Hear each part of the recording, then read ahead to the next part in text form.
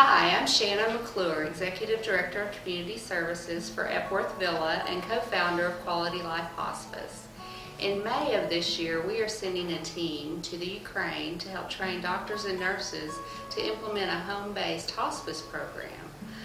This model of hospice with which we are so familiar does not currently exist in the Ukraine, and this is a very important mission. So we are very excited about this opportunity as it really exemplifies who we are as an organization, as a not-for-profit faith-based healthcare service, and is one of the reasons that Quality Life chose to join Epworth Villa back in July of last year, is to enhance lives so people thrive through sharing Christian love and compassion with those nearing the end of life. And I have Pastor Alexander here from the Ukraine and his wife Olga, and also Reverend Patrick Whaley, who's with the United Methodist Church. He's a missionary who serves Eastern Europe and many different countries that were formerly part of the Soviet Union. So they'll tell you a little bit more about the need. Hello, I'm Alexander Mezlякov, United Methodist pastor from Ukraine and district superintendent for the East Ukraine district. And I'm here because we have great need in Ukraine to help to organize palliative care for people who are close to the end of their life. This is great need for our people, and from the one side it is great need from organization, from practical knowledge how to do this. From other side it is great need because of spiritual situation with people who don't know Christ and don't think about eternity even they are staying near the end of their life. During a long time, nobody cares about people who are at the end of their life. Soviet communist government don't care about them because Soviet governments looked at people as a resource of building material to build communist society. After communism followed down, our government care about money and don't care about people who are not be a good source of money. Even official religion, Moscow Orthodox, because of their point of view that suffer is a good, and when people suffer they became better, don't care about people in their hard situation when they need palliative care, when they need spiritual care because of end of their life. And we are very thankful for the Epworth Villa team that are ready to come and teach our doctors and nurses during the conference that will be held in May, how to help people who are deadly sick, how to help their families, how to help families to pass through after the patient died. And also we are thankful that this team is not only professionals in medicine, in social ministry, but they are Christians. And we will have some meetings with Christians, and we will prepare Christians to help their relatives, to help their friends, to help people from their churches, from the different churches in city of Lugansk, to care about people who are very sick, to care about their families, to care about their relatives. And I believe that it will be great blessing for our city Lugansk in Ukraine and for other cities, because people from other part of Ukraine will also participate in this conference and these meetings. And I believe that Christians in Ukraine will understand that this part of life of people is also very important, and they would be able to help and care. Thank you very much. As a United Methodist pastor, I was in Lugansk, Ukraine, and with Pastor Alexander, we were invited to go to a meeting talking about end-of-life care, hospice and palliative care.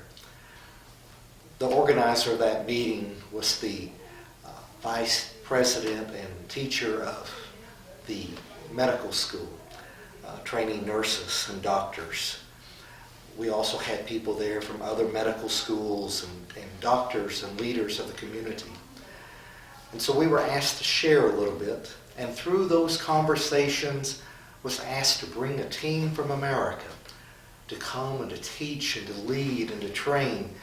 So in Lugansk and other cities throughout Ukraine, they'll have a better understanding and can be in better ministry with people in their final days. I returned to visit my mom here in Oklahoma City, and through the church met an old friend who asked me to come speak with one of my former church members here.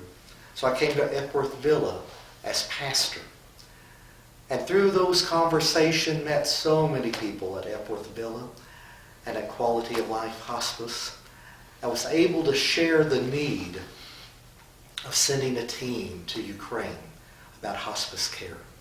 And immediately the response was yes, that they felt the call to take their gifts and talents, the training that they've had, the Christian faith and background that they have, to go to another country, to share in faithful ministry what it means to have hospice and a quality of life into life care for all people. So it's with great joy that Alexander and Olga and I are here this day as we spend days in training, both learning from them about hospice care and preparing them as they take a trip to Ukraine and sharing with doctors and nurses and hospital staff from across the country in the importance of hospice care. The funds for this mission trip will be provided by Quality Life Hospice. The revenue generated through the patient care that we provide here in the Oklahoma City area, as well as fundraising activities within the community here and the community at large. So if you would like to learn more about how you can support this important mission, please either see the person who gave you this DVD, call Quality Life Hospice at 405-767-9033, or visit our website at qualitylifehospice.com and follow the link. Thank you. Our team will consist of 5 members. There will be a physician, 2 nurses, including myself, and Epworth Villa resident, Walt, Thoni, here with us today, and Mark Galaway, our community liaison and educator, will also be with us. Well, as being a resident here at Epworth Villa for 8 years, I certainly feel privileged to be asked to go on this mission, and I look forward to it. I feel that it's the right thing to do, and it's going to be rewarding not only for those people over there, but for all of their team that goes there and experiences this.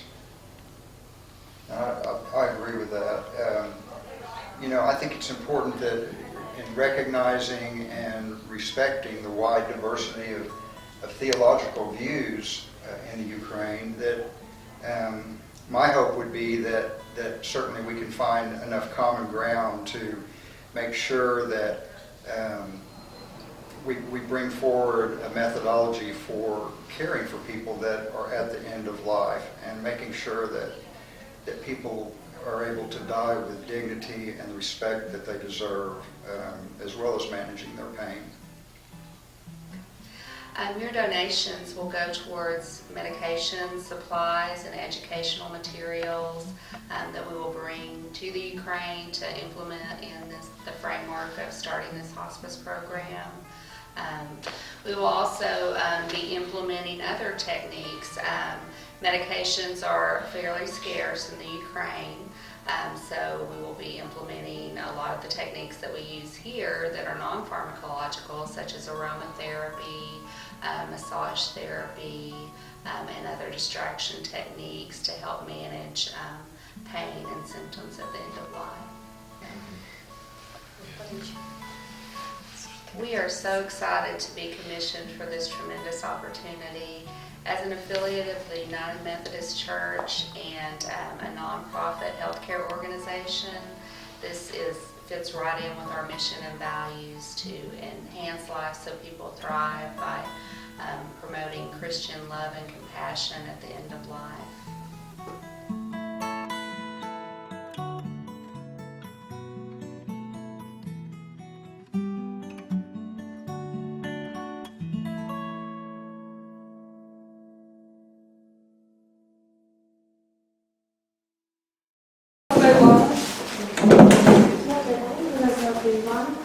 Я навчаюсь психолога, отримати свої поняття. Спасибо, Екатерина.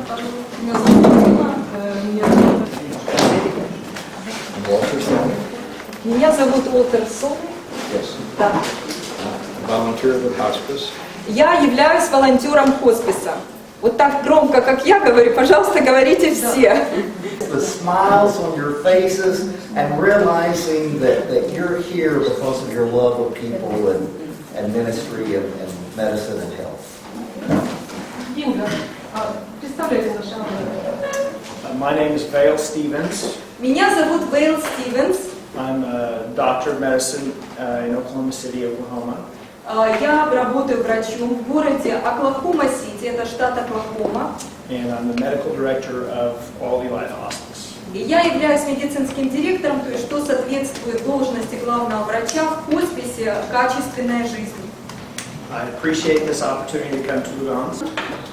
I'm Shannon McClure, and I'm the founding executive director for Quality Life Hospice. Меня зовут Шеннон Макклур, я являюсь основателем, а также исполнительным директором хосписа «Качественная жизнь» In Oklahoma City, Oklahoma. В городе Оклахома-Сити, штат Оклахома. And I'm a certified hospice and palliative nurse. Я дипломированная медицинская сестра, у меня также есть диплом по оказанию именно паллиативной хосписной помощи. And I'm also a certified hospice administrator. Hello, Здравствуйте, I'm Kristen McCarty. меня зовут Кристен Маккарти. I'm the Director of Nursing with Quality Life Hospice. Я заведую медсестринским отделением в хосписе «Качественная жизнь». And we're so happy to be here. Мы очень рады, что у нас есть возможность вот здесь провести этот семинар. Your country is beautiful and you've been very kind to us. What started is this is just a model of hospice care. This is how we do it, but parts of it might work for you and parts of it might not. Перед тем, как мы начнем, я хочу подчеркнуть одну вещь, что есть определенная модель хосписа, о которой я буду рассказывать. So as I go through this, just try to imagine how you might put some of these things into practice. So it started out as a volunteer movement. Она началась с добровольческого или волонтерского движения.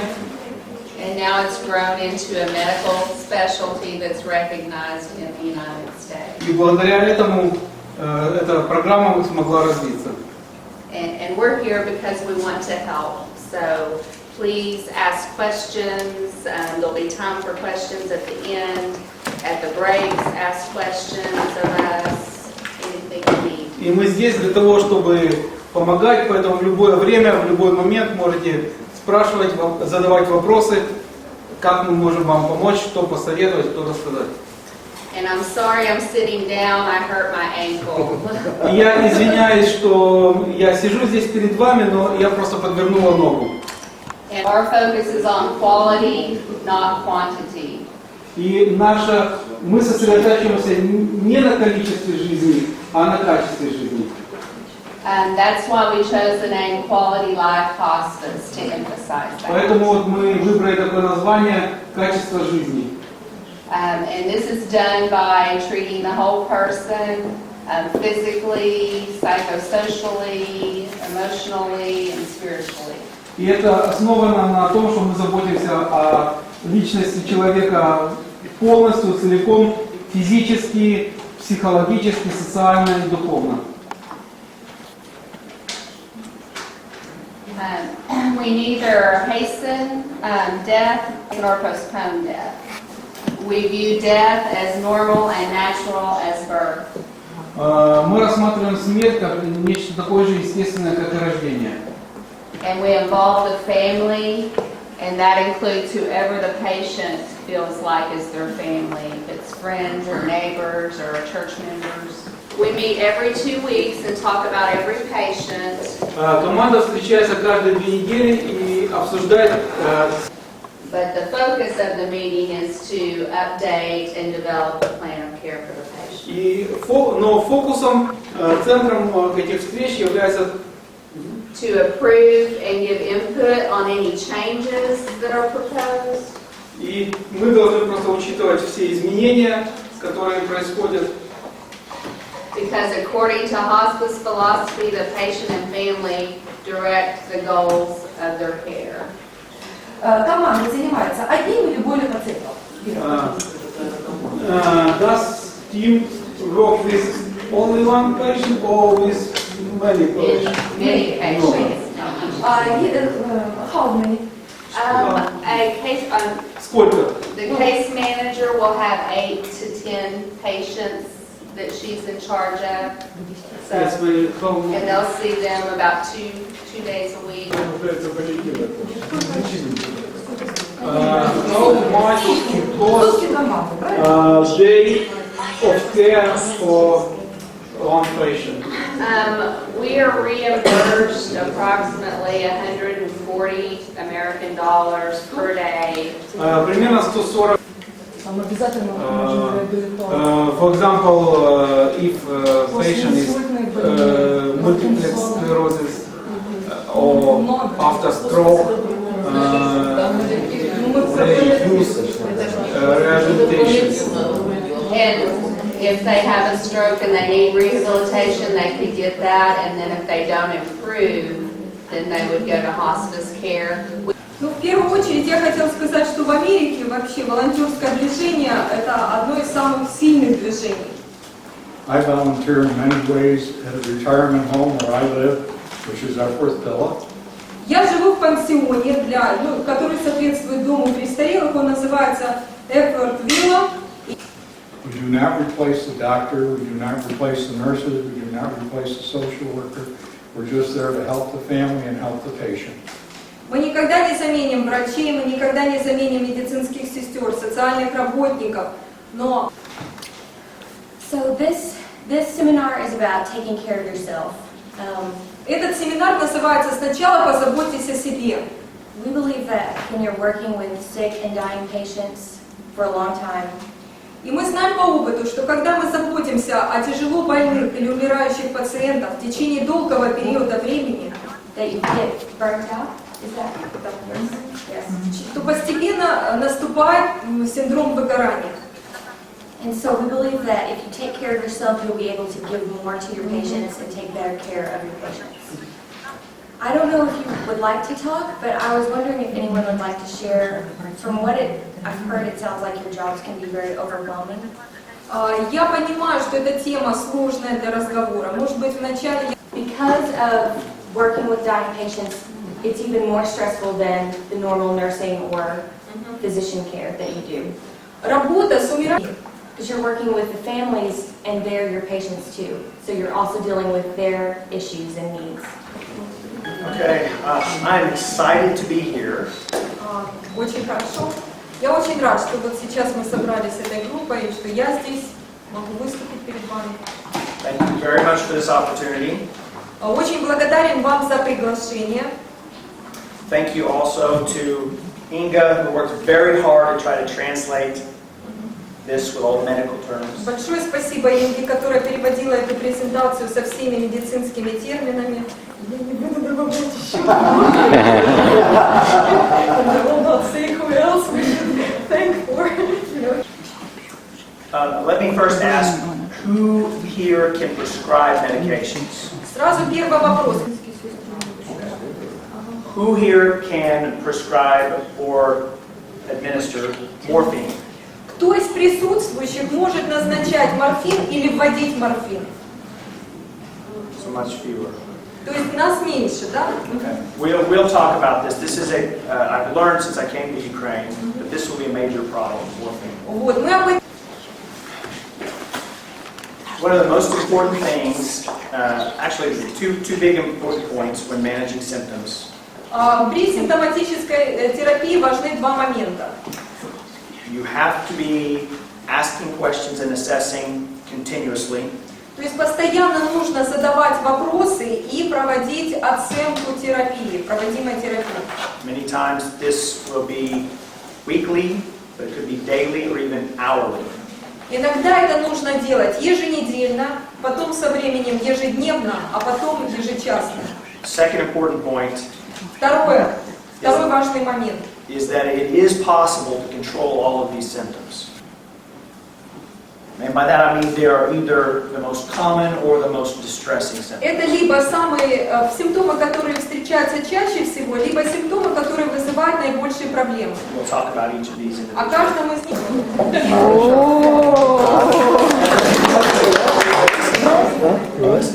Okay, this is true or false.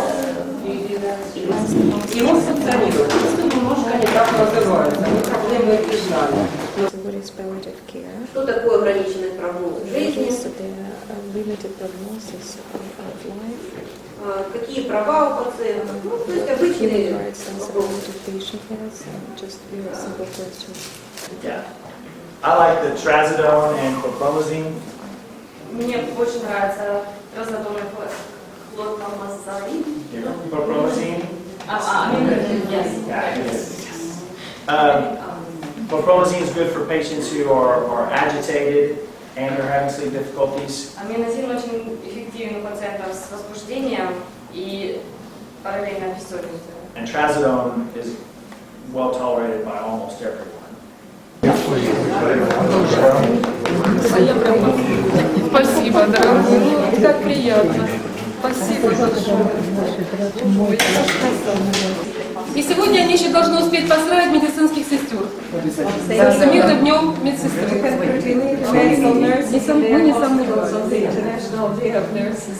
And please come again here, and we are ready to go to the States if you invite us. But we are very curious that we have this opportunity. Thank you. The essential oils used in aromatherapy can directly stimulate the limbic lobe and the hypothalamus, thereby creating physical and emotional changes in the body. Not that essential oils should be used in replacement of medications. They work very slowly, and they help better to prevent things, but they work really well with emotions. Relaxation is obviously the most invasive way. It can be done on anybody. The only thing you have to be careful of is that you don't do it on an open wound.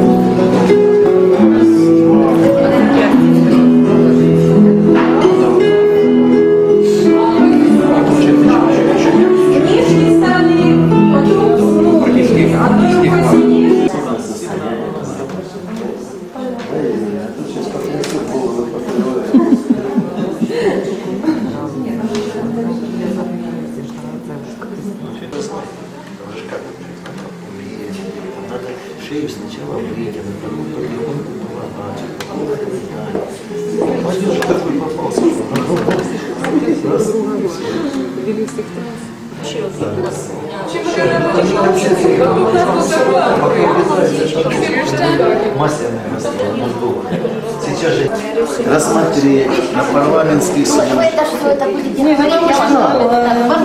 Да, рассмотреть в парламенте, так скажем.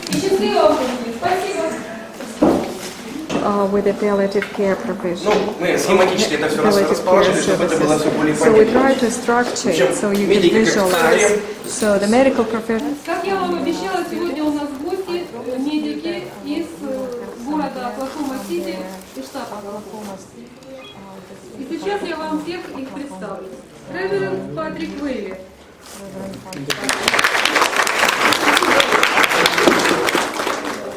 Ukraine, it's nurses like you that have such big hearts. За то время, которое... Because human life is so important. Потому что для них большую ценность имеет человеческая жизнь. So whether it's midwives that allow human life to start, Даже, то есть, начиная от акушерок, которые только вот стоят у истоков появления человеческой жизни, рождения нового человека. or those of you that take care of people through injuries and sicknesses throughout all of life, or with our group with hospice that take care of people at the end of life. И заканчивая вот... Nurses play a very big role in hospice in America. And as you start to implement hospice here, there possibly you would play a big role in that. In America, most of our hospice care is provided in the home. Our patients rarely have to go to the hospital. Очень часто пациенты вот именно уже на последней стадии жизни We are able to manage almost all their pain and symptoms at home. We focus on training the family to take care of the patient and on what to expect throughout the dying process. Очень важную роль в хосписном... Okay. I'm so happy to be here today and so honored to meet you. And all of us have heard such amazing stories about how hard that you work here in the medical profession. And you have our deep respect. Something that we've learned that helps. Что нам помогает в нашей работе? Nurses and doctors too work so hard taking care of other people. So it sounds selfish. И хотя это может звучить эгоистично, when I say to take care of yourself first. Доброе утро.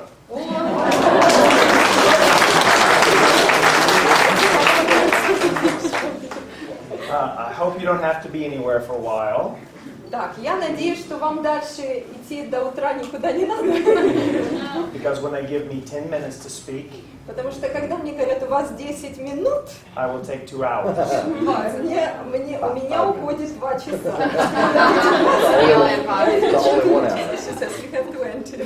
So don't be surprised if they pull me from the stage. Поэтому я очень не удивлюсь, если меня будут за ноги стаскивать с подиума. Thank you for this wonderful opportunity to come visit your school. Но в любом случае, я очень благодарен администрации за приглашение. So far we have met older, experienced medical professionals, and we have seen their wonderful hearts and the love that motivates their interest in the medical field. But it's nice to see the younger people as well, because the future of the medical field in Ukraine rests with you. And I want you to know what a huge difference you can make in this country. Not just with your patients and their families, but with the government and the health care field as a whole.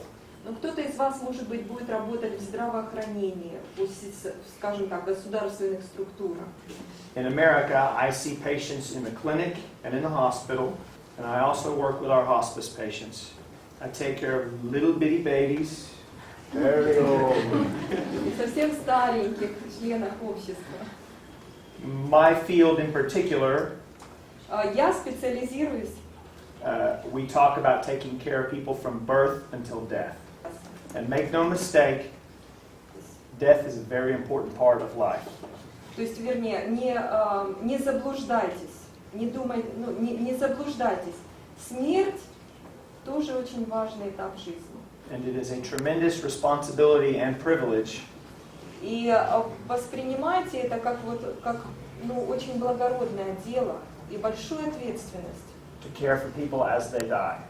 Заботиться о тех людях, которые, как вам кажется, ничего уже не чувствуют. Поэтому мы предоставляем ему слово, я думаю, он вам тоже скажет об этом.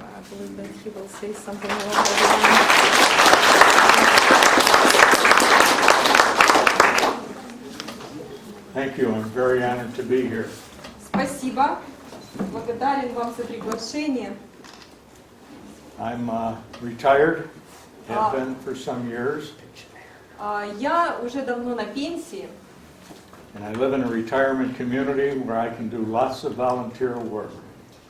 One of the greatest things that I do, that I feel that I do, is working with hospice.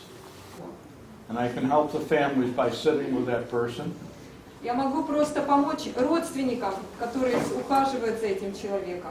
And letting the families go do something else that they can't normally do because of taking care of the patient. And I thank you again for being here and being so hospitable.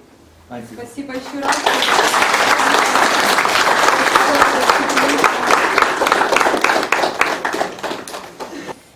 One of the things I enjoy doing besides living is taking pictures of people in their life.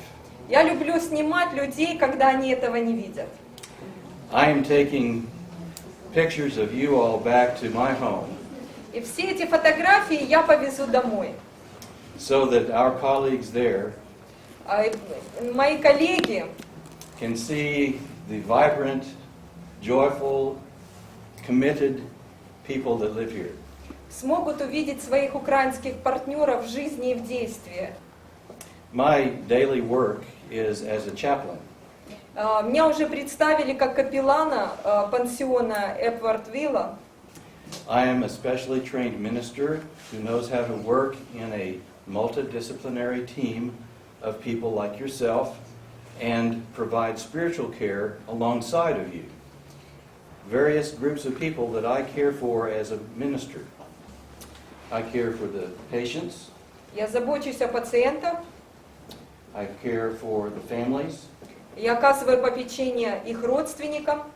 I care for all the people that I work with on the team. Я забочусь о всех людях в этой команде, которые пытаются им помочь. And yes, when I'm away from work, I care for myself and my family. И, конечно же, когда я не работаю, я забочусь о себе и о своей семье. I have been sent as a special missionary from a small group of people that know me very well. I have a covenant group that knows me and prays for me daily. And as we meet and gather, we share many things about our personal lives and how God is working in our hearts. And when we end our meetings, we sing a song И в конце вот этих собраний мы обязательно поем песню. that I made up. The words are, "Come taste and see that the Lord is good. Слова в этой песне такие. «Придите и вкусите, как благ Господь». God's love is everlasting.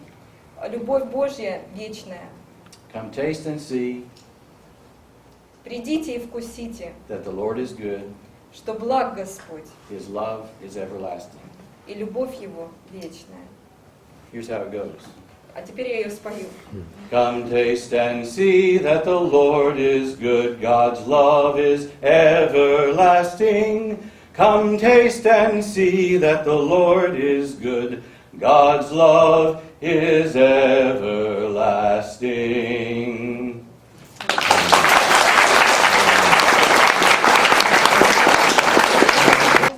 First of all, I would like to greet you. I work as a medical nurse in the surgery department. I never thought that I would work in hospice because I wanted to be a midwife, and I studied the psychology department, but their life turns take different turns, and I got to the hospice department. I ended up. I'm also from Wolf, and I work in the hospice department, and I work as a specialist. I work at a physical therapy department. And I'm a medical nurse, and by my education I'm a midwife. Це не ознака, що там приходять люди до смерті. Це є гідне життя.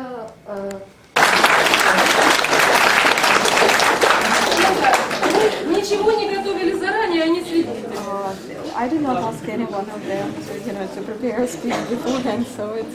Я представлю, это студенты первого курса, This is a student, first year student, отделение сестринское department отдела, medical nursing, который очень хорошо учится, and he is a good student. является участниками He is a активным всех participant наших of all мероприятий. our campaigns. I want to introduce сказать им our здравствуйте. guests. Я I очень want рад, to greet что our guests мы сотрудничаем and to say с hello to them. американцами. I'm glad that we cooperate И with мне кажется, Americans. это очень важно, And I когда think it is мы very можем important поделиться when we can share опытом. and learn, И we не can менее share the важно expertise and достойно experience, оказанная помощь, и вполне сможем and we помочь will be able to help нуждающимся. those who need it. Спасибо большое. I'll tell you in English. Hello. I'm very glad that you came to Ukraine. And I think that our medical health, see that someone cares not only in our country and other countries. Thank you for coming. В первую очередь, здравствуйте. Хотим First of сказать all, I would like to большое greet спасибо сегодня and to за thank you что вы нам for уделили свое внимание. that you have given То, что вы нам you shared рассказали this time with us о today, that you благотворительных talked фондах about the и что вы benevolent занимаетесь таким foundations благородным делом. and that you do such a great job. Я надеюсь, мы Work сейчас that you увидимся do на such a посадке help. цветов.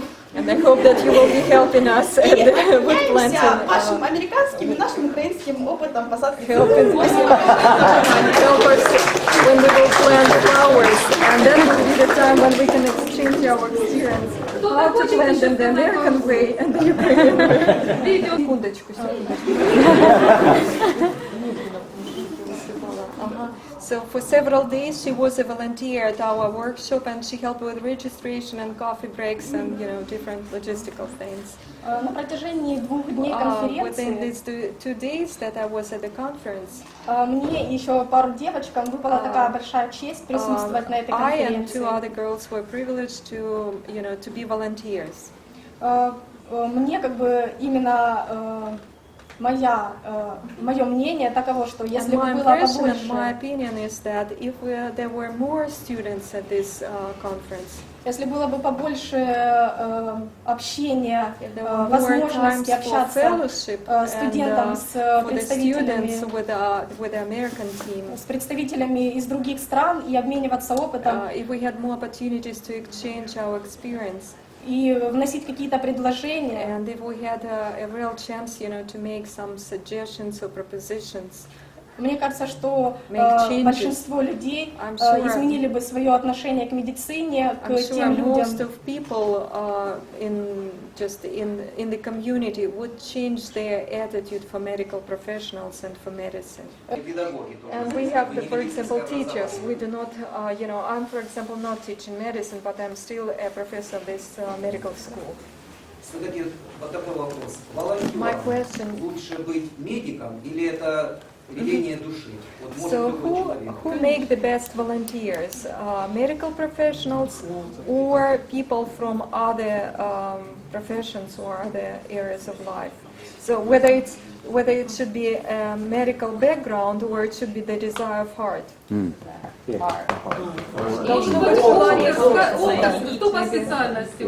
What is your profession? Can you answer? What was my profession? Да, моя профессия, и вот меня спрашивают. I worked 37 years for the United States Air Force. Я 37 лет работал в ВВС США.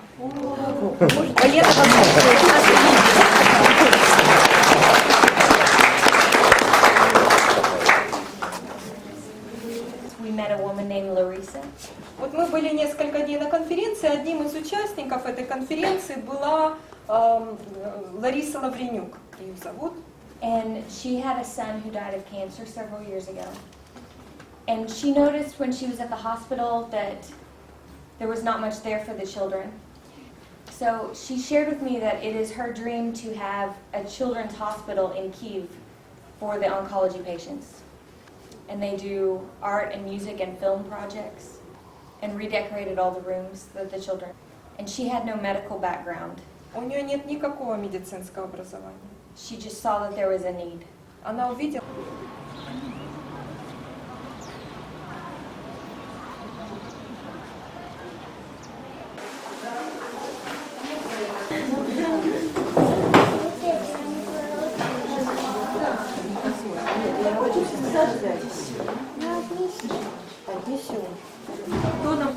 спрашивают, вот когда вы хотите игрушки, в конце или в начале?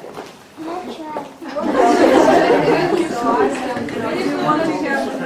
want to have toys in the beginning or in the end of the video? А потом, чтобы ты поделками не смазали, чтобы вы поделками не смазали игрушки. Пойдет так? Хорошо. Окей.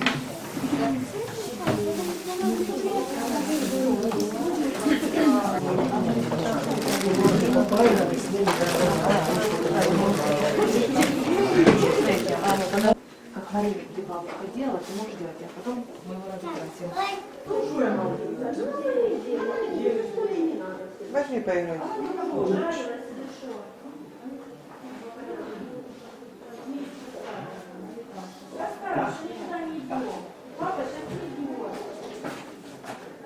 You might not get that back, Vail.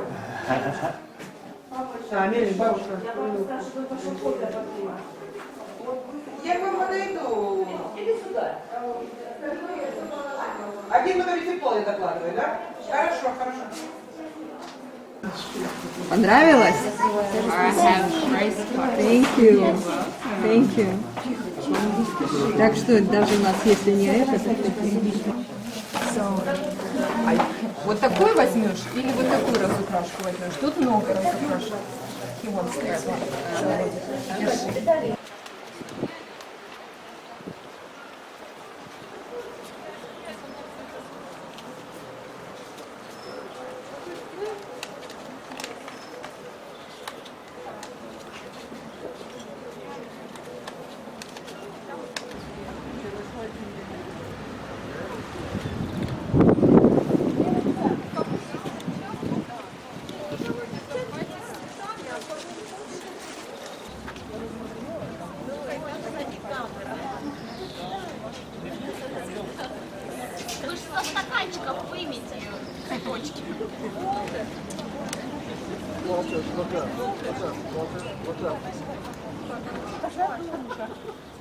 Они же везде можно садить. Нарисуйте, что такое по земле.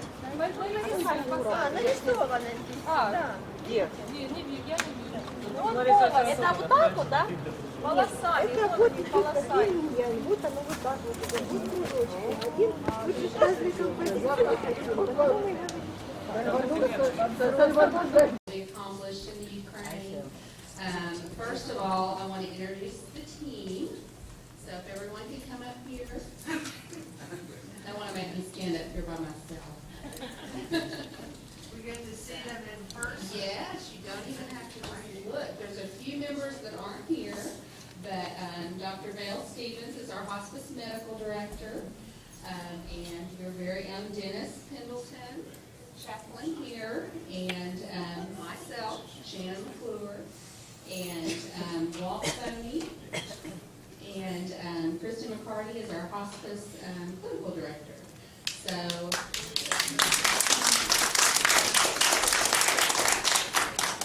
and also pictured is Inga in the center. She was our translator, and I'm not going to try to say her last name. And then also Reverend Patrick Whaley on the end. He's a United Methodist pastor, and he accompanied us on the entire trip, organized things for us.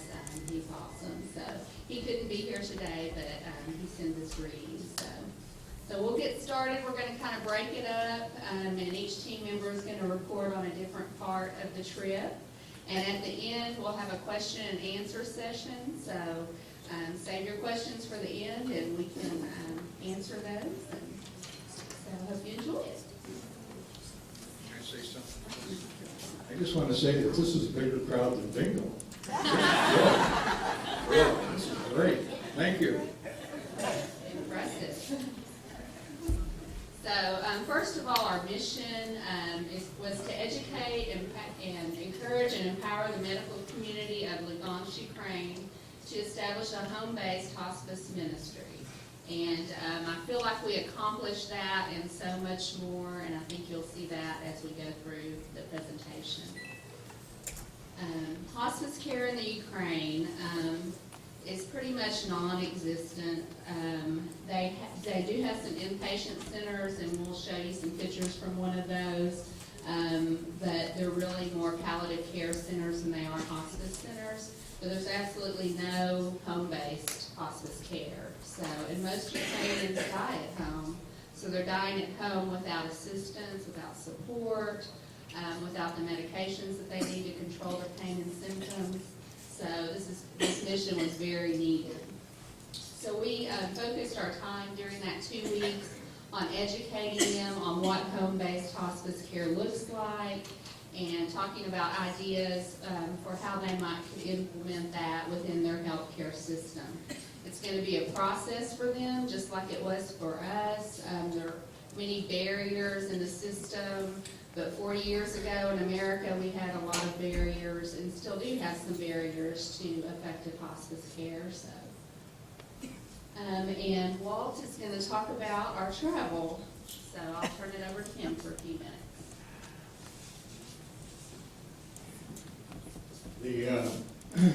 We started out in Oklahoma City on a Saturday afternoon, and we flew for a total of 14 hours to get to Kiev, and that was by way of Minneapolis and Amsterdam and then on to Kiev.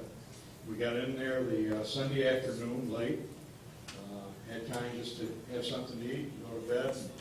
The next day was a holiday, and it was the victory celebration. And it's the day that Germany surrendered to the Russians. And it's a big day for them, and they have big parades, and they have all kinds of activities going on. I did get to watch the parade in the morning, and it was a long parade, probably over a mile long. Many of the veterans from World War II were there, and they all wore their medals, and they had medals on both sides, and they were covered with them. We even had women that, this lady here was a veteran of World War II, and she showed me, that's her discharge papers, and she wanted me to read those, and well, I learned Russian, and I couldn't read them either, so I took her word for it that she was what she was. Very nice lady. You can see here all the medals that he has on the side. They were covered on both sides. So they wear the medals. And an interesting thing about the parade was that there was a group of American soldiers in it, about 20, 25 American soldiers. And I kept looking at them, and I thought, the uniforms are American. And then one turned around, and he had a 2nd Airborne patch on his arm. So he was an airborne troop out of 2nd Airborne. What it was their representation that America was in the war, the English were in the war, and the French were in the war. And they had all these different soldiers dressed up as those type of veterans, but obviously they were not. That was the day of the parade, and then that afternoon, we were very fortunate because we could get on a train for another 15 hours. And this train it was a nice train. The compartment was very small, 4 people assigned to an apartment. When it came time for bed, the same seat you sat on is the bed you got. So it wasn't very wide, it was narrow, but it's the way people travel over there. And there were many people who were sitting in a car with 40, 50 seats in it and nothing. Our particular car, and that's since the walk of it, and that's Kristen there in the, you can see they're not very big areas. They had one bathroom for the car, and you had to take your own toilet paper when you went, and you had to wear shoes because it was wet. That's the best I can tell you on that. But anyhow, we survived 15 hours going down and 15 hours coming back on the train. When we were on the train, we decided we wanted to get something to eat, so we went to the dining car. And, of course, the menu was in Russian, and everybody in the car was Russian. And nobody spoke English. We had one gentleman that could speak French, but none of us could speak French, so that didn't help any. So anyhow, we ended up on the menu and just pointed to numbers, 37, 42, whatever, and just hoped for the best. I got a plate of sausages. Some people got chicken with fried eggs. Another person got an omelet. But we all passed it together, and we all had a meal, and it went fine. Now we're in Lugansk, and I'm going to turn that over to you and do the conference. So our first day in Lugansk, we got in about 10 a.m., went straight to the hotel room, took a shower because we traveled all night on the train. And then we went to lunch with the conference organizers. There were 2 ladies. Both of them were named Helen. They were the organizers locally for the conference. One of them was a medical doctor. The other was her father had been a medical doctor in the area and had actually died of cancer, and had really given her the mission to help bring hospice care to the Ukraine. He realized through that process that the end-of-life care was really lacking. So we met with them, went to the public library, which is where we would have the conference the next 2 days. And I think everyone was pretty nervous because our presentations were really long because there was so much that we wanted them to walk away with. So we really packed a lot into our presentations, and so we spent that day just kind of preparing and making sure that everything was going to flow well. So the next 2 days was the conference itself, and that kind of set the tone for the entire trip. The participants at the conference traveled from all over the country. We had participants that rode a train for 30 hours from Lviv, which is here on the other side of the Ukraine. It's on the western side, and we were on the far eastern side. So with a lot of media coverage around our trip, we had a local media person with us the entire time through the conference, and then when we visited the hospital, she was with us as well. I did a couple of interviews, and so they were very excited about us coming. So, and they also brought in speakers each day from the local medical community and community leaders to talk about end-of-life care as it stood in the region. So these are the presentations that our team gave in the conference. So these were determined through Skype conferencing and teleconferencing in the 9 months before we went, and based on their learning needs. We wanted to give an overview of hospice care and home-based hospice care specifically, and we also wanted to kind of alternate between lecture and hands-on presentations and allow for some group activities to keep it interesting. So here are some pictures from the conference.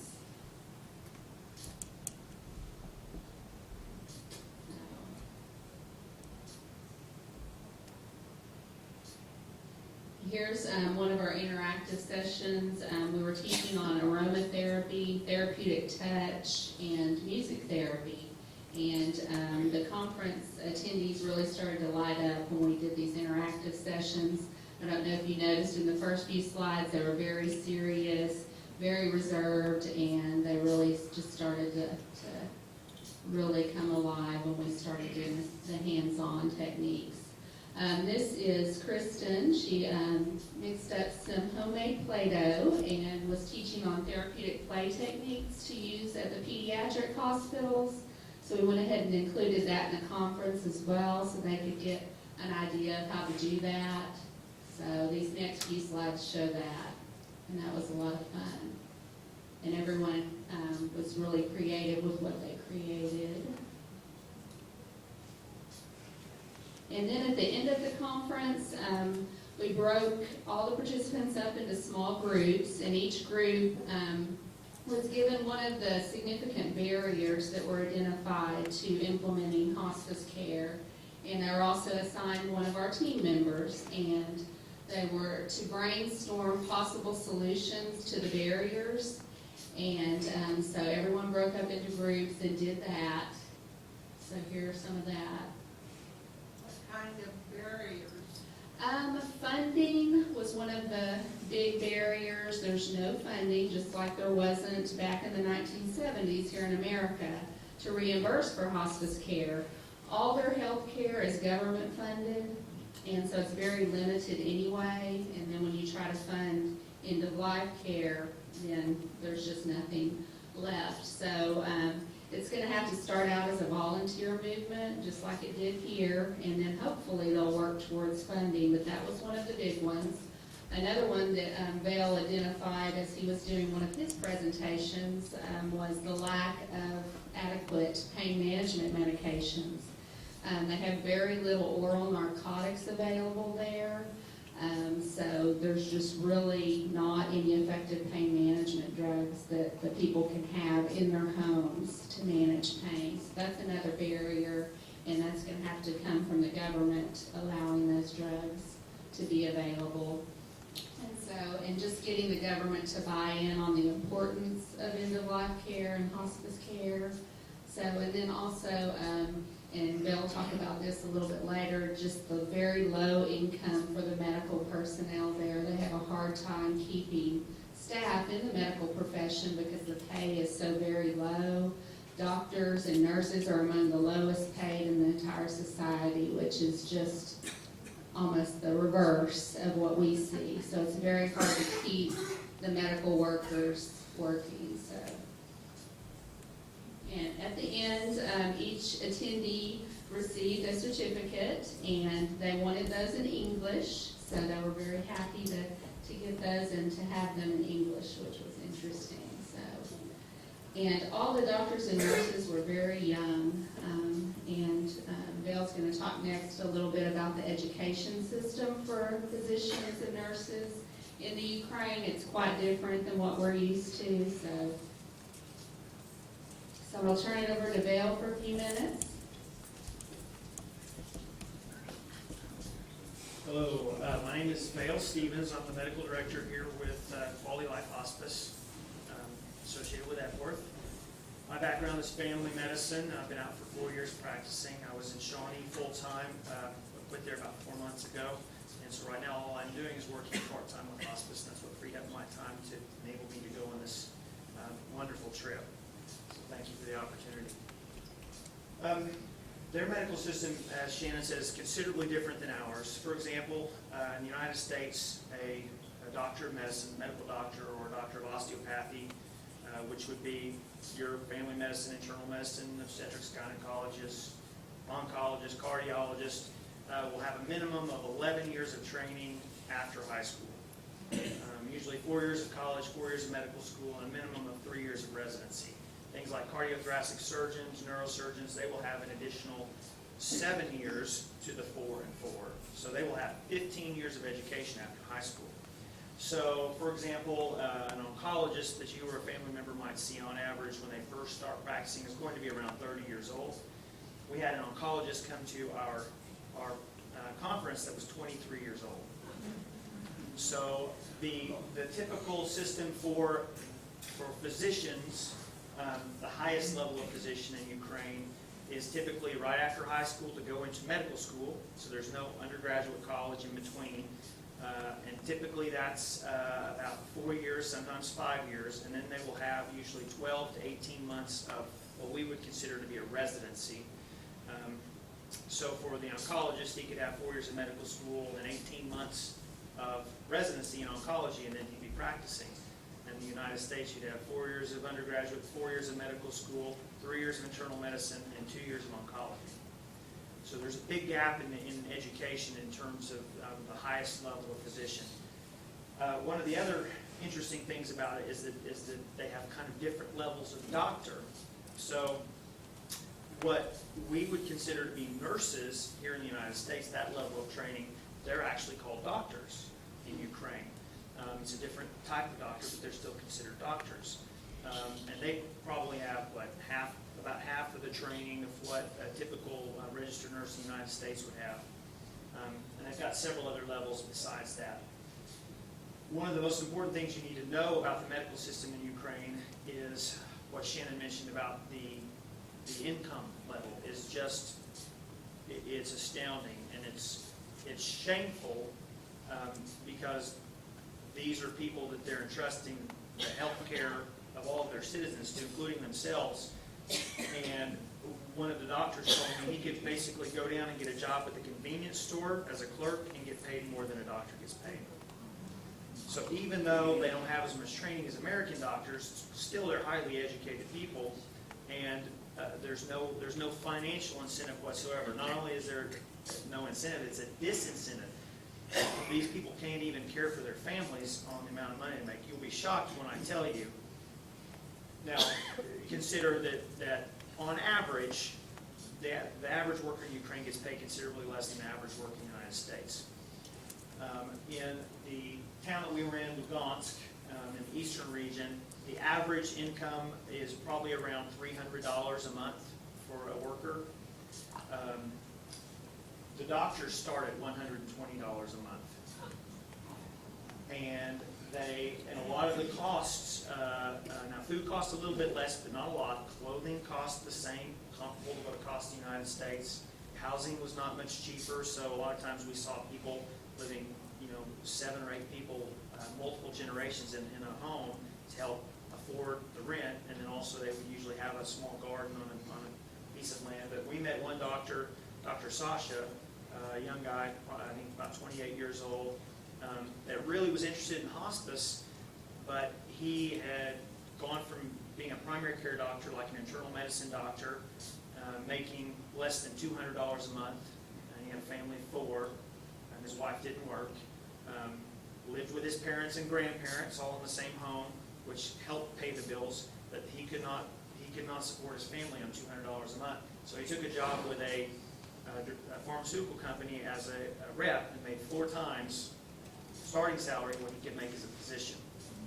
So they are losing some of their best and brightest that have the heart to do it, just because the government does not pay them enough to make a living wage. So we visited what we would consider to be the nursing school, but it is a medical school because they're called doctors, and got to speak to a large class of the medical students, and you'll see in a minute their uniforms. This is there we go. Does that look familiar to any of you?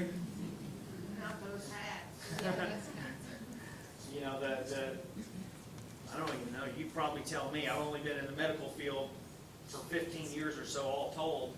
But I know I've seen pictures of nurses in the 40s and 50s, and a lot of them had the white uniforms and the hats, and the hats might be different. Not that hat. It was a different hat. It's kind of neat so to see them have the uniforms. They were all very attentive. They listened and obviously were very interested in what we had to say to them.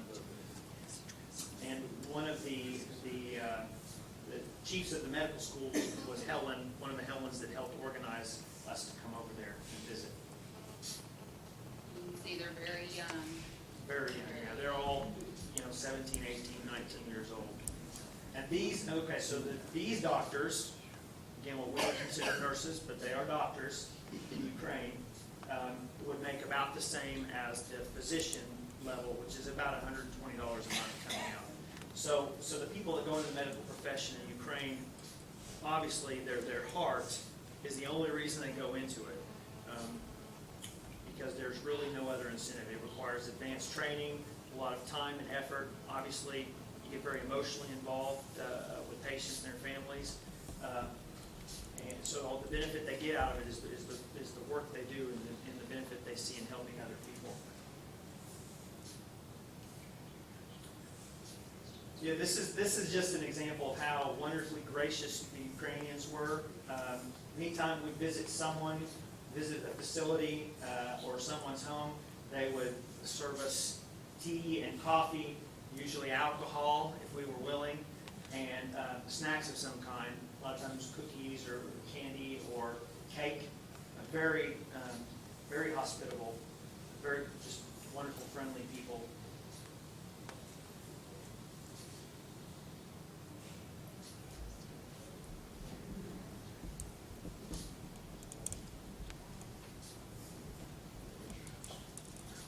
Hi, I'm Kristen. I said hello earlier. I'm an RN and the clinical director of Quality Life Hospice. Speak up. Okay. We visited several pediatric hospitals while we were there, and many of them were for oncology. There's a much higher rate of pediatric mortality there than there is here because they have so many less resources, less access to medications that we would have. Very, very different than our hospitals look. A lot of it looked like built out of cinder blocks, and there'd be some paint, things were chipping off, things seemed dirty in places. We had a hard time finding a place to wash our hands, and this was, where the children were. So it was very emotional. The children were sweet. Their parents were there with them, and you could just see in their faces how heartbroken that they were, because they're here with their child. And many of these children here in America would probably be able to survive and live long lives, but these same children, because of where they were born, they just don't have the same things that we have here. So we spent a lot of time talking to the parents and talking to the nurses and the doctors, and we brought this oncology hospital, we brought Barbies and cars and just toys and games for the kids. We did the Play-Doh activities, just some things to try to bring some smiles while we were learning about all the different things that they needed and ways that possibly we could help in the future. So we had a really good time with that.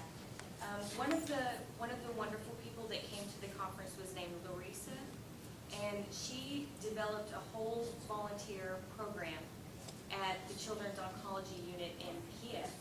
And her son had died several years before of cancer at that same hospital, and she stayed and developed a volunteer program just to do anything she could to make the children's lives better.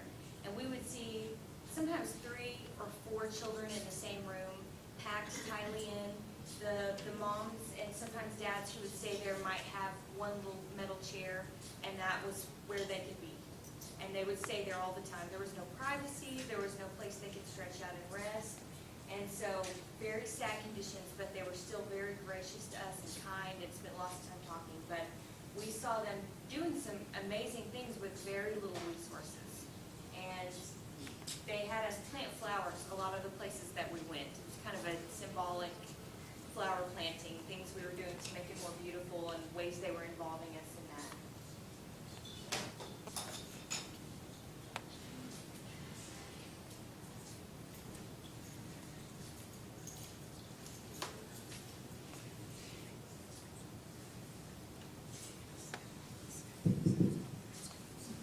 Okay, I'll invite Dennis to come up and talk about Living Faith United Methodist Church. Good afternoon. I was, for the first part of the trip, mainly the photographer, but they found a way to use me at the church.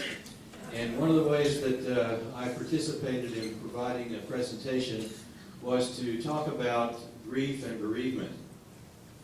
I find that knowing how to or being willing to deal with one's grief process is as difficult there as it is here. And so what we were sharing at the conference, it was actually part of the conference on Saturday night. The following, our conference was Wednesday and Thursday. The following Saturday evening, we provided a program in which we described the bereavement program that we've done here at Epworth Villa and share our concepts with them. Now, it's one thing to talk about a grief support group to a group of people who are just sitting there looking at you. And so that part was a little tedious, I think, for some of those who came to listen. And still, they were very receptive to what we were talking about, the process using materials that were provided. And we did leave with them with Pastor Alexander Merzlikov.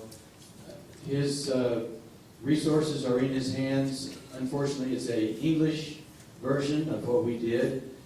The 4 sessions that we do over a 4-week period, plus all the handout materials that we offer to people that help understand what's going on when you're grieving. Those are in his hands, and as much as he is able to translate for his folk, they're going to be available for them as soon as they're translated, which I do believe they're doing at the present time. One of the most important things that we did during that session, which actually was 4 hours, started at 4 and we were done by 8, wasn't that right? A little bit of a break in between. We offered to them, some of us who are on our team were willing to talk about our own grief process, what it was like for us to lose a loved one, how we dealt with it, how we cared for ourselves. Kristen talked about care, self-care at the earlier part of the conference, and this was more how does an individual, not the professional, but how does the individual person who experiences grief take care of themselves. That was my major task during this process, and those of us who were able to talk personally really got a response, because after we were finished with our presentation, many of the people come forward and started talking about their losses and how they were feeling. And so we really had started something with them, and I do believe we gave them a lot of very valuable resources to help them in the future. One of the Helens, hello? One of the Helens, sorry, one of the women who was a person who organized our program received one of the printed books that we brought with us. It is a resource that Shannon used and went through in bereavement training, and so we gave that to the Helen whose father was I guess he established the hospital. The doctor that had established the hospital died of cancer, and before he died, asked his daughter to learn all she could about hospice care and how to make it happen in Ukraine. And so we left this very important resource in her hands so she could continue to learn some things and to grow in her ability to help those who are a part of any future resource. The young lady on the side next to me, I think I was going to say Julia, but it's not it. It was Julia. Julia was a member of this church at Living Faith United Methodist Church, and one of the things that was quite moving to me was that Patrick Whaley asked me if I would go to the prayer meeting on Wednesday night. But this is in the middle of our other conference. So in the evening, we went to Living Faith United Methodist Church, and they were having a prayer meeting, and their lovely little facility had all of their room, all of the chairs moved to the side. Everybody stood up during the 2-hour service. And while we were there, Pastor Alexander asked me if I wanted to be prayed for. I said yes. He said, we'll pray for you in preparation for your preaching for us on Sunday, which I did, morning service and evening service. So they gathered around me in a circle, put their hands on me, and prayed for me. Pastor Alexander started praying, and then everybody else started praying all at the same time. Now they're praying in Russian. So this is like Pentecost for me. And I felt the Spirit. This young lady and the lady on the other side, these two on each side, are volunteers. Thank you, Walt. These two women on either side are volunteers from the Living Faith United Methodist Church to help provide some kind of program for these people who are homeless. They have found a gathering place where these folk can be together, but they're also working on raising funds to refurbish a building that the community has given to them to eventually house these homeless people, at least for sleeping rooms.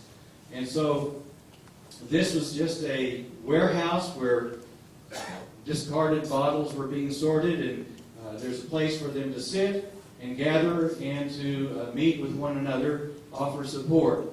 They are seeking funds to somehow continue their work to refurbish the building, as I said. Now during this, do you want me to say any more about this? The African students that were affiliated with the Living Faith United Methodist Church were attending our program, and in the evening, Sunday evening, there was this thing is going on and off. Is it because I'm too much? I've got another 30 minutes, Walt.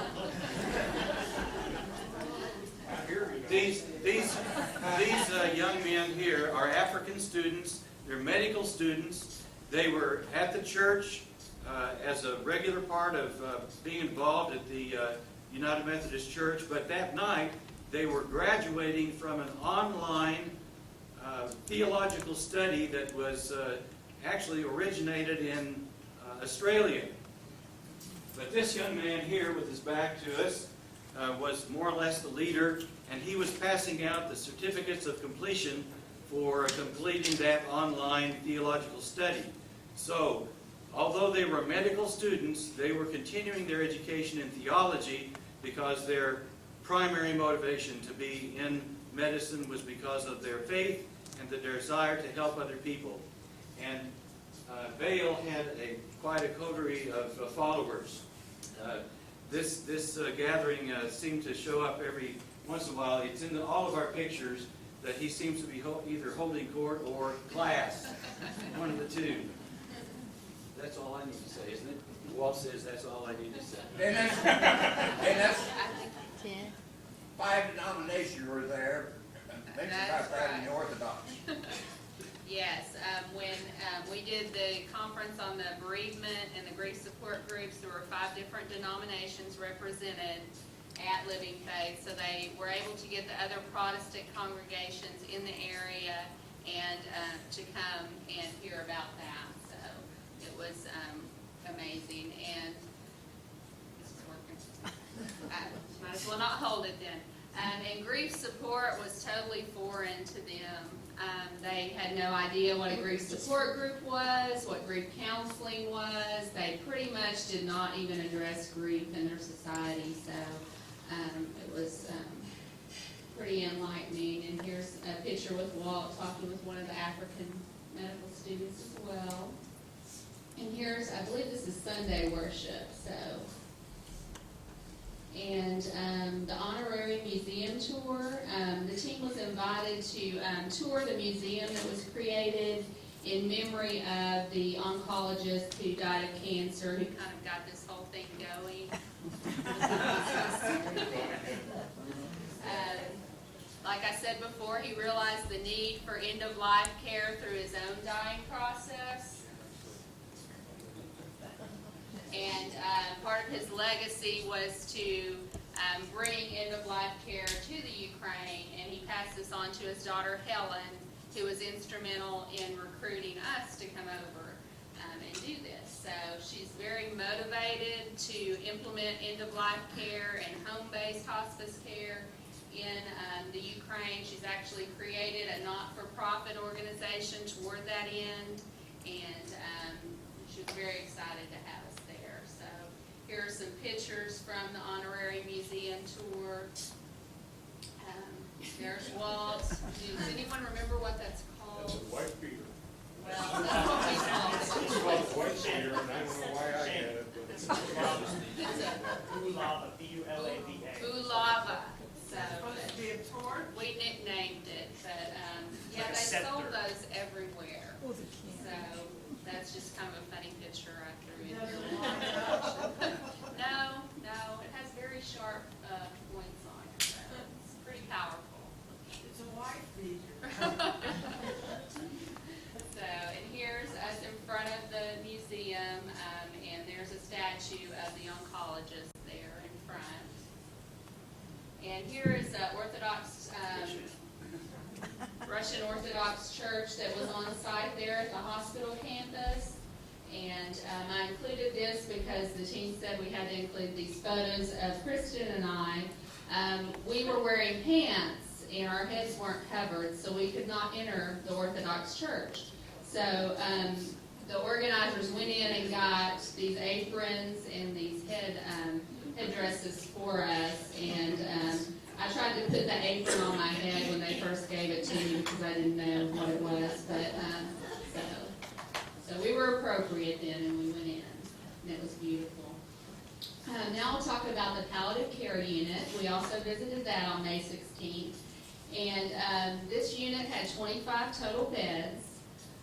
The total population of the region that we were in, just so you know, was close to 3 million. So for 3 million people, they had 25 beds that were designated as palliative care beds. And they actually refer to them as hospice, but most of the patients that they were caring for there were just chronically ill, and they had no family to care for them for whatever reason. Some of them were homeless, some of them had been prisoners, and so that's where they ended up. But the remainder of the residents in the region didn't have any access to palliative or hospice care. So here are some pictures from that. This is out front.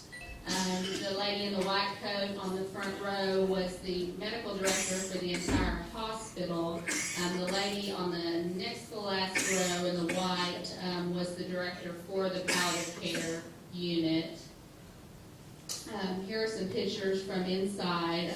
This particular room, I think there were 4 or 5 women in the same room, so very narrow beds, and this is in the same room. Here we are out front just kind of talking about what some of the barriers are. A lot of the younger people there are very hopeful about change and have a lot of ideas.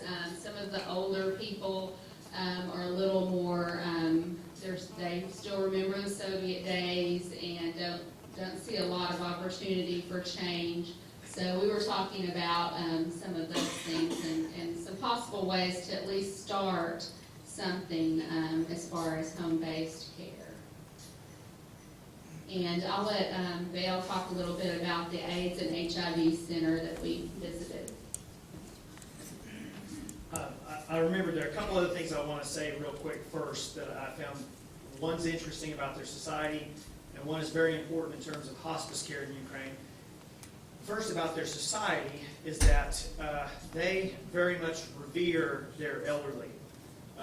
Walt had several times where he'd make statements and like in the nursing school, I don't even remember what was said, something about about being a grandpa, I think.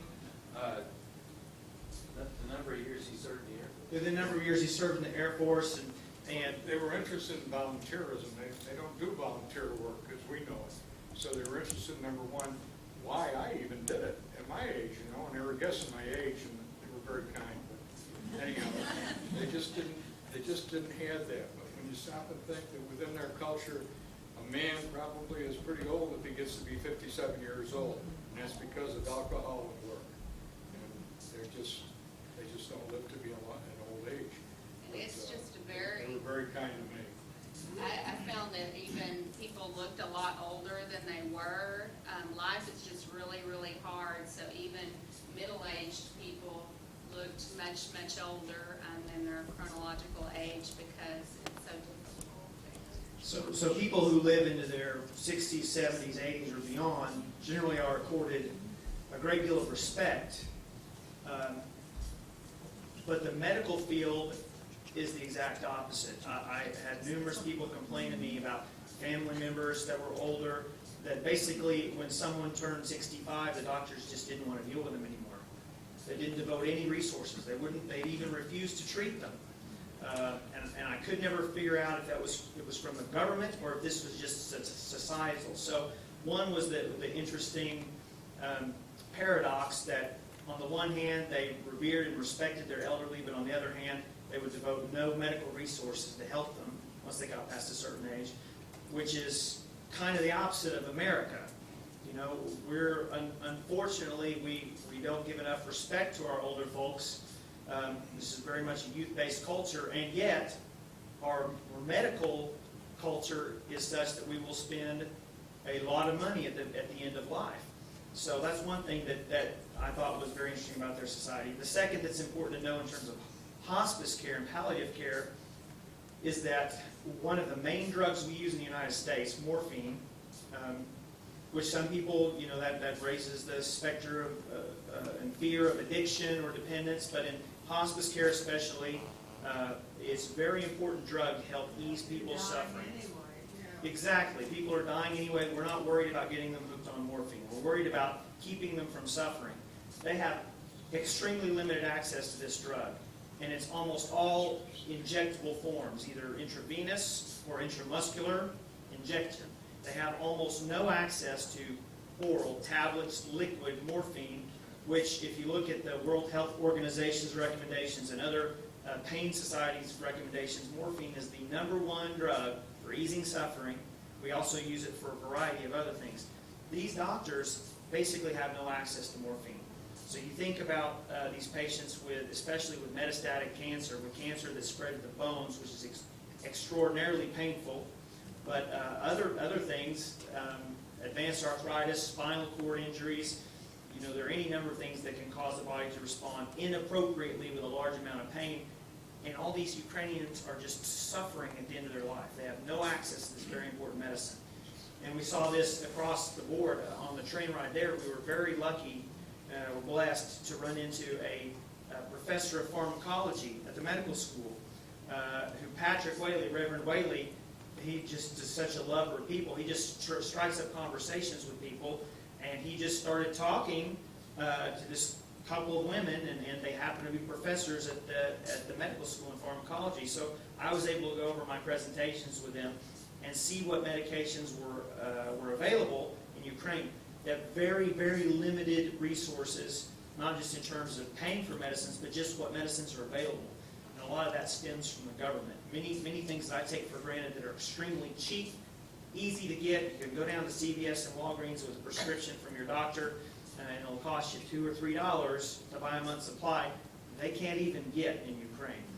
And a lot of these medicines in the United States we would consider fundamental to caring for people just on an ordinarily daily basis, but also, especially in hospice care, they simply don't have access to it. So that you kind of see there this underlying problem with limited resources, limited access. So as Kristen mentioned, when we went to a lot of these hospitals, it was sad and depressing because they looked like rundown tenement buildings from the 60s.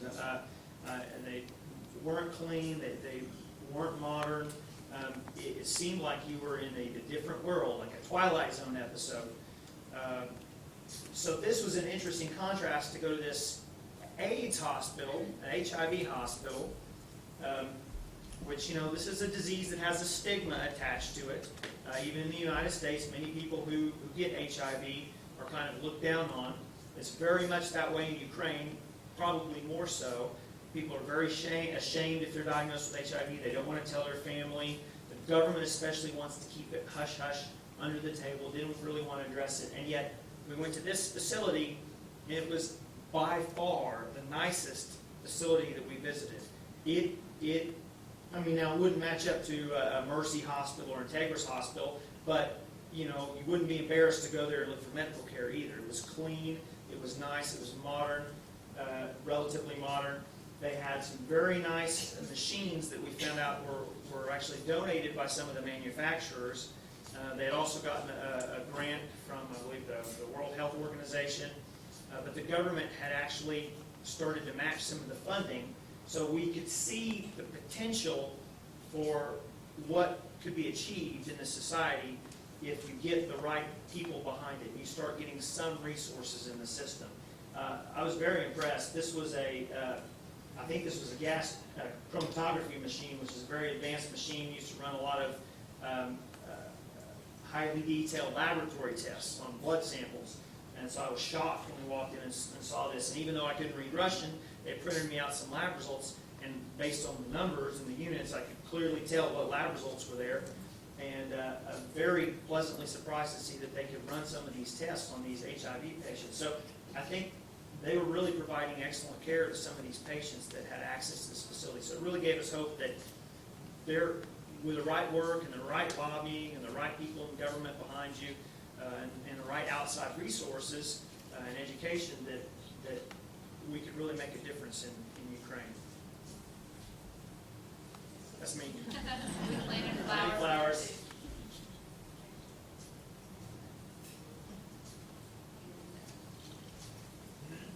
Walt, will you come up and talk about the excursion day?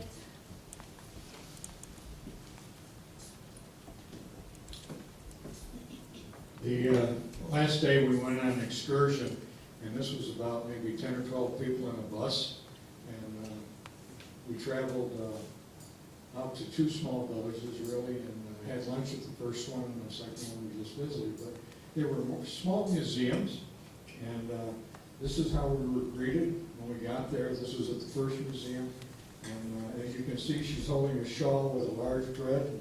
Guess who got the bread? Me. I had to break a piece off and eat it, and then I had to pass pass it around to everybody else, so they got a piece of the bread. It was excellent bread. It was a raised dough, and it was good. But this was some of the pottery work that they did in that area, and that they were very proud of. And some of the young girls in their costumes. That's Vail with his friend. And they sang to us, and they danced, and they put on a nice show. There's the children making small toys, which they did, and painted them, sold them. Here's some of the toys that they made. We went to a second one, and they also had dancing, and they had another loaf of bread. And sure enough, they came down, and I got that loaf of bread too. And this one had salt in the center of it, so I had to break a piece of the bread, dip it into the salt, and then eat that. And then the man that was there had a sword, and on the sword he had lined up shot glasses of vodka, so I knew how to wash it down anyhow. It worked out well. And our SD cards were full by the time we got there, so I don't have any pictures of that. It was truly a great trip, though, and it was a chance of a lifetime for myself, and I certainly enjoyed it, and I'll never forget it. And I was glad I was able to talk about volunteering and things that we do here and what we do in hospice volunteering, and it was very, very gratifying. May? What form of government do they have? Well, they have an elected government at the present time. Not everybody's happy with how the elections go, but they do have an elected government. And we didn't hear too much about the government, other than the fact the Communist Party did do some advertising when we were in Kiev. The flags that you saw were Communist Party flags, and they were passing out literature.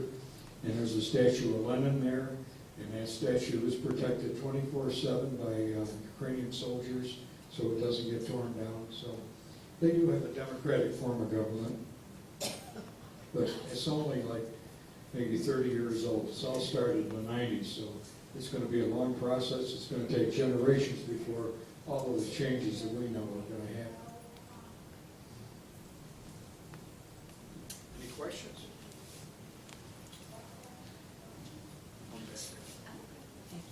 I have a question. You took so much, and this is kind of a heartfelt question, but surely each of you had that one moment with a flower, a child, a patient that changed your life. What did you bring back to us that was life-changing for you in the way you see hospice care?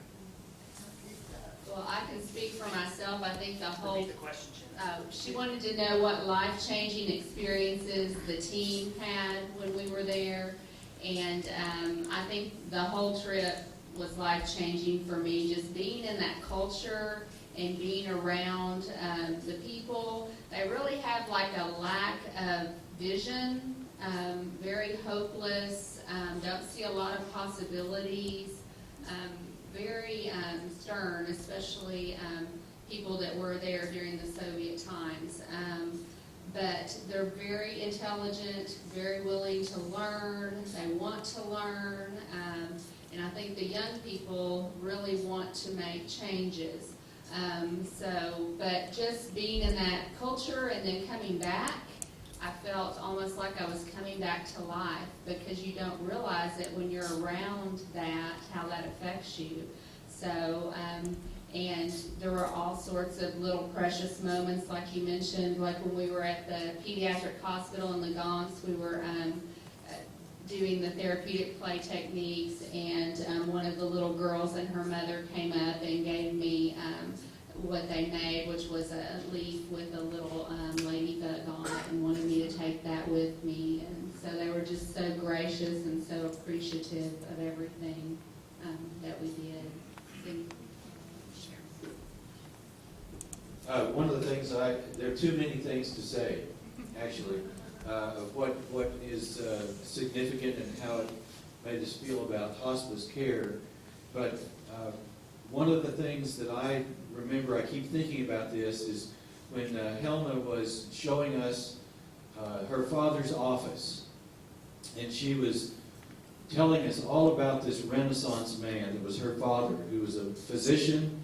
He was an artist himself. He loved art. He was a scientist of the first degree. He had friends all over society, and he had established this hospital. And as we sat in his office, his pipe, his stethoscope, his writing pen were right there. And as I thought about that later, I thought, Helena lives in a memorial to her father. Hospice work is not just about taking care of those who are dying. It's about honoring those who have died and carrying on both their fire and vision and life, as Helena is doing now for her father.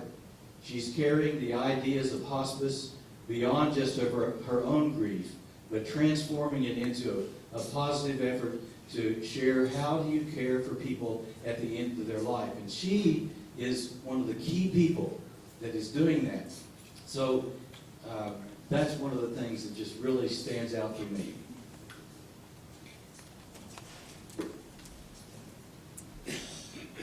I've got two moments, and one, both of them really were educational for me on how much I take for granted.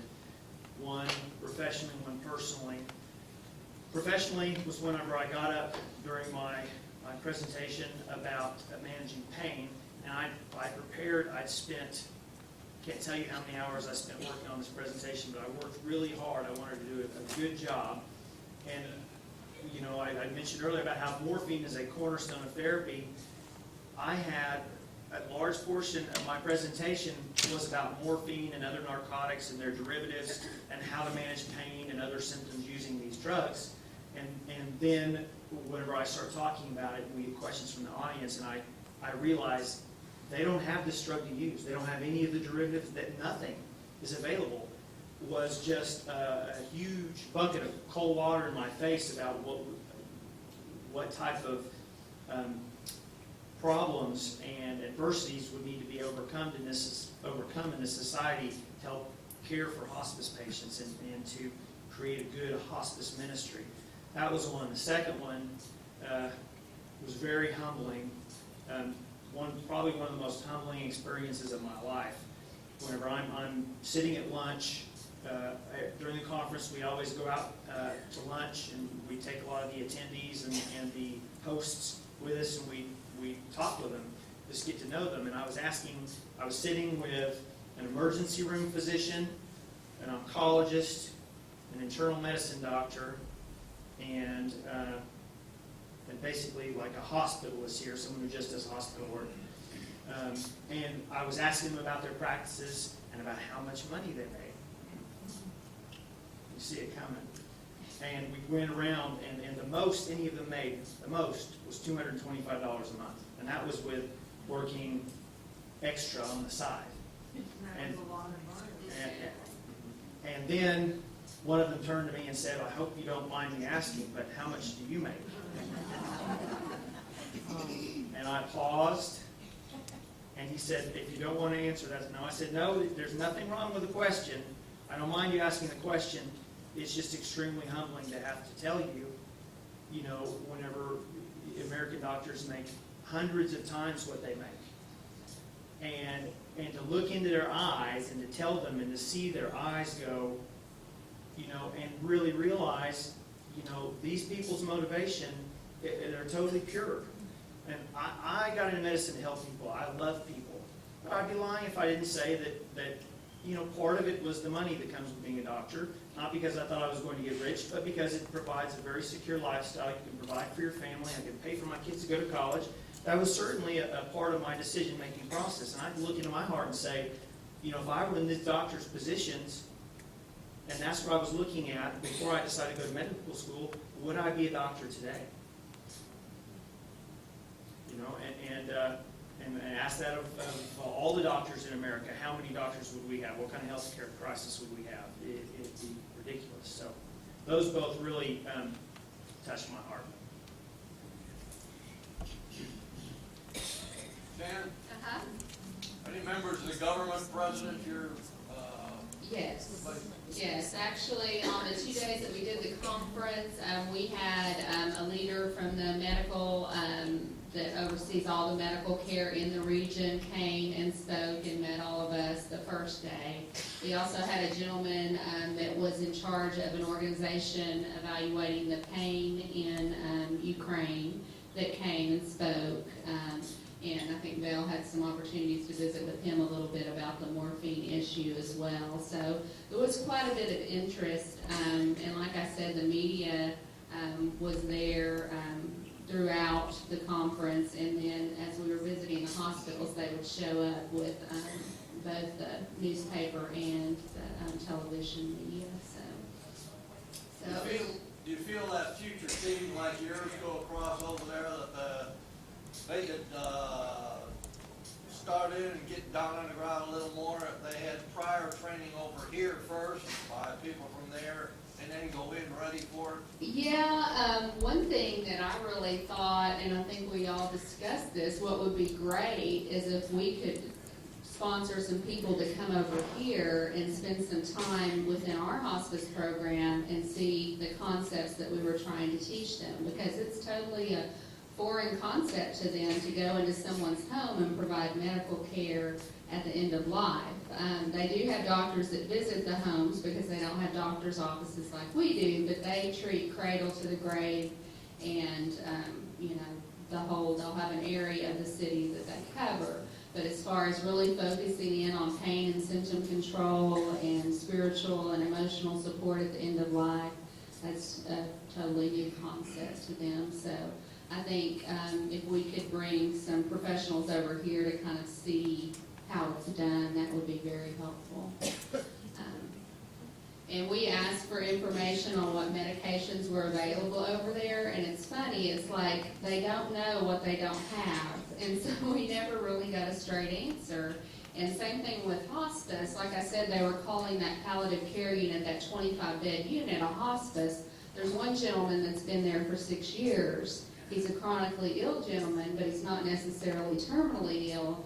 So they really get palliative care and hospice confused, which people do in our society as well, but they really just don't know what they don't have. So it was very interesting. If you've never had it, you can't miss it. Yeah. And we've only had it since the 1970s, so there was a time when we were in the same place. They have part of it right, because most of them are dying at home, which is our goal here, is to allow people to die in their home if that's their wish. So most people do die at home there, but they die without support. Most of us die in the hospital still as a nation.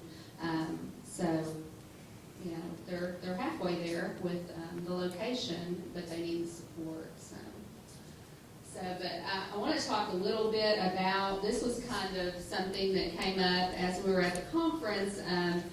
Kristen mentioned Larissa, who was the mother who lost her child to cancer, and she invited us to visit the Pediatric Hospital in Kiev. And when we visited that, it was really eye-opening because it's a 40-bed unit, and all the solid tumor childhood cancers are treated at this one unit for the whole nation. So they have a very long waiting list. So many of the children don't receive care at all, or they receive it too late. The oncology hospital in Lugansk was a hematology oncology unit, so it did not treat solid tumor cancer. So if someone in Lugansk had a child with a solid tumor cancer, they would have to go to Kiev for treatment, and they may or may not be able to be treated because of the limited facilities. So then the parents when they realize that the prognosis is poor, the child is discharged to home with the parents, but without any support at home. So here are some pictures from that. You've probably seen this. It was on the handout. And Larissa's really, her organization, her volunteer organization, has done a lot to brighten up this particular unit. The walls were brightly painted. They had murals on the wall. You can see the patterned curtains. It was a lot more cheerful than the hospital, the Pediatric Hospital in Lugansk that we visited. But there again, once they leave there, they don't have any support once they get home. And they do try to send the children home as soon as possible because there is such a long waiting list. So, and then we left the next day to come back. So we left on the afternoon of the 20th. We did have a 20-hour layover in Amsterdam, and then we flew back very late on the 21st. We got home. It was much harder coming back than it was going over as far as the jet lag. I've always heard that, but I've never really experienced it. But I think we would all agree, as we've related, the experience changed all of us forever. Hopefully, we'll remember and never take for granted what we have living here. And it also just really drove home our responsibility, because we were lucky enough to be born where we were born, that we do have a responsibility to help people less fortunate. And this just really, brought that home as well for me, and I think for the entire team. So we want to say thank you for this opportunity. Without your support, we could never have done this. We went representing each and every one of you, all the staff and residents. Thank you, thank you, thank you. And then I wanted to also talk a little bit about what next. We don't have any definite plans. One thing that I personally plan to do is to do some teleconferencing and try to do some of that to support what we started over there, and provide information and educational resources that we have as they start their efforts to do this home-based hospice program.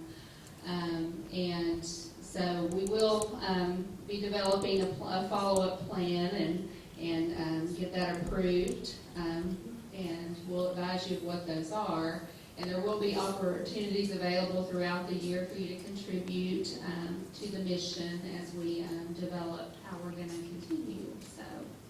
And there is one fundraising opportunity that I wanted to bring to your attention that's going to be available here on campus. So talk a little bit about that. It's a photo jewelry company. They've agreed to donate a percentage of anything that is generated from the purchase of their jewelry. So I have some handouts here if you want to take some with you, but there'll be a display set up in the cozy corner for these. So these make great gift items, and then you know that a portion of your purchase will go to support the mission work of Quality Life Hospice. But I want to open up the floor to questions too, if anyone else has more questions.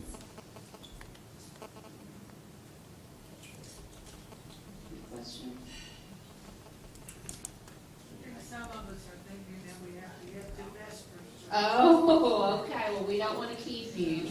So thank you for your attention.